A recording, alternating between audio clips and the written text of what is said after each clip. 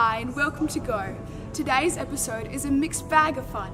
Some of our presenters visit the newly refurbished Adelaide Oval, Sophie chats with blockheads Kerrie and Spence from Channel 9's The Block, and Sammy chats with the coolest band, the Rogue Traders. So don't go anywhere. In 3, 2, 1, go!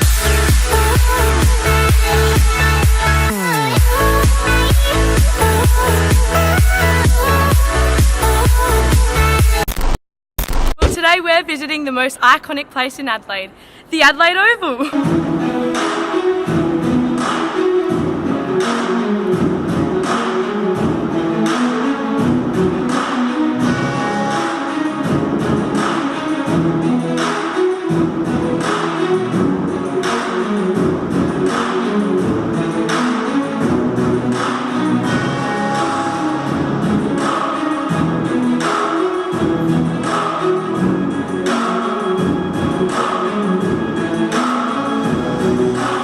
The venue is predominantly used for cricket and Australian rules football, but is also played host to rugby league, rugby union, soccer, tennis, among regularly being used to hold concerts. In 1871, the ground was established after the formation of the South Australian Cricket Association. Today we're here at the Adelaide Oval and you're watching Go! Right, now who do you think played the very first football match here at Adelaide Oval?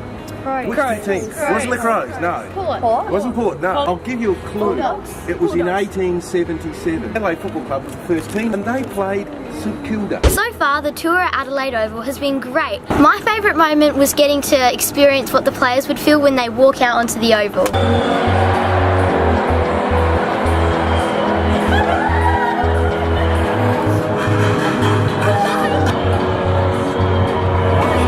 In 1900, a picket fence was put around the Oval's playing surface. Up the top there is Adelaide Oval when they played their first test match here in 1884. You can see the chain fence around the Oval before we had the picket fence here. That's taken from up on Montefiore Hill, and it's people looking down into Adelaide Oval to watch what's going on, because in those days we didn't have the big stands or the mound or anything, so people could just look at what was happening on the Oval. They didn't have to pay to come in.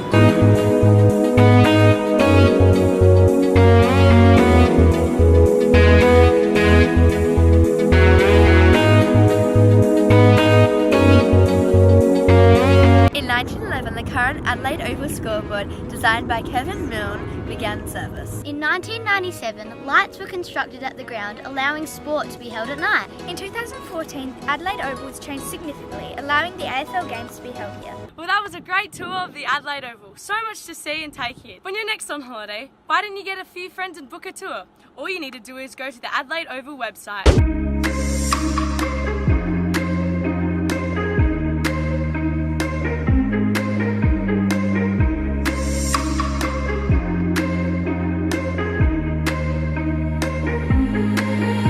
So how did you guys come up with the name Rogue Traders? You know, I wish it was actually a really exciting anecdote, but the truth is that one day I was walking past a video library, you won't know what they are, and looking in through the glass, I saw a copy of the Ewan McGregor movie Rogue Trader, and I thought that sounds like dodgy people getting up to fun, which is kind of what we do. Sounds like us. Exactly. So it was a good fit.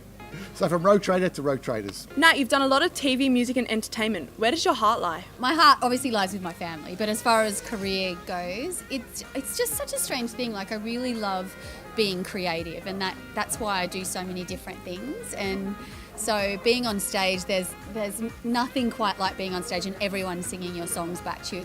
There's a real buzz about that, you know.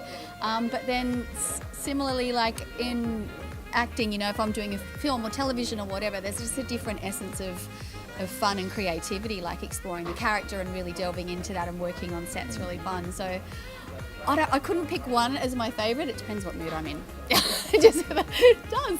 I think we all have very different musical influences and backgrounds. Yeah, we do. You know, I was a DJ, you know, for many years, and that was my world, and Yeah. you know, you have you know, an amazing amount of musical influence that you brought to the band as well. We've changed each other, I think. And I mean, James and his wife have primarily written most of the tracks until probably second album, really. Yeah. And so Which we all wrote together. for them, yeah, which we all wrote together. But yeah, I mean, it's just pop music, do you know what I mean? So they can come from different situations or circumstances, or like James said, walking by and seeing a thing that says Rogue Trader, and then that could inspire you to kind of write some crazy tune. And I think also once we became an actual touring band, and we worked with, great musicians in, Tim Henwood and Cam McGlinchey, I think that, for me, certainly broadened my horizons as to what could be possible. Whereas before it was very much a DJ thing, and it's like, okay, this is a band, these are real musicians, and we definitely had a big growth there. I think once it's very. I mean, everything always grows, doesn't it? Like depending on your influences. And now I think when we get on stage, it's really when we, come to life, because you get that live experience. Yeah. So what advice would you give young people who want to start a career in music? Woo! Yes, the Australian music industry is I think it's pretty tough to be in the music industry around the world, unless you're obviously Adele or Taylor Swift or Ed Sheeran, then you'll be pretty happy. But with the change in structure of people not buying albums as such anymore, like I think we were probably one of the last bands where people did buy albums. We were. Yeah, we were. We were extremely fortunate to be at the tail end of the CD era. But yeah, I mean, my understanding is that things are recovering really well, and the music industry now is back into a period of growth for the first time in many, many years. I think everyone was scared at first with the whole Spotify and all of that world, and now it's kind of coming into its own, and people are realising the benefits of that too. Would I be right in saying? Like it's That's coming into its own. Yeah, it is, and record companies are now having a little bit more confidence. So I think for a new artist coming through now, it's probably a great time, because the difference I think now is, as a new artist, you have a lot more control over yourself. Yeah, that's true. You're expected to promote yourself, to build your own following almost before you even speak to a record company. But at the same time, not many people are buying albums anymore. Sure. They're streaming, so there's a different way of... Yeah. And that's just, I I heard a statistic the other day that for 1 million streams on Spotify, that's $7,000 of income. That's it. Wow. For 1 million. So okay, there you go. Well, there you go. Don't be a music. No, just kidding. Do it because you love it's super it. fun. Do it because you love it. Yeah, not because you want to make money. Yeah. Unless you're Adele. Unless you're Adele, in which case go for Adele. I can't wait for 42. Yeah. It's been wonderful meeting you guys today. Thank you so much for your time. Thank you so much. It's a pleasure. Thanks, guys. Mary Poppins Returns is the sequel to the original film.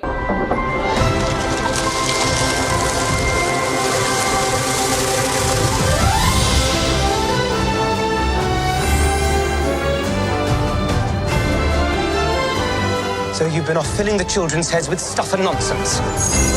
You've forgotten what it's like to be a child.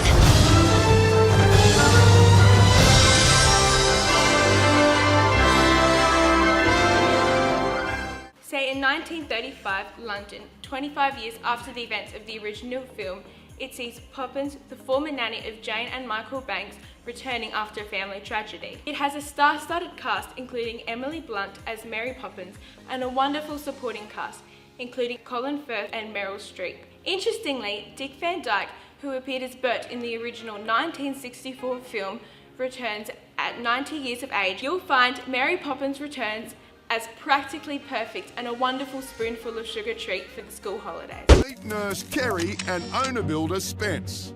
They met and married in their early 40s. They live in the Barossa Valley and run a bed and breakfast along with their furry family friends. We've got a funny little family. It's us and the dogs and the horse. And kids?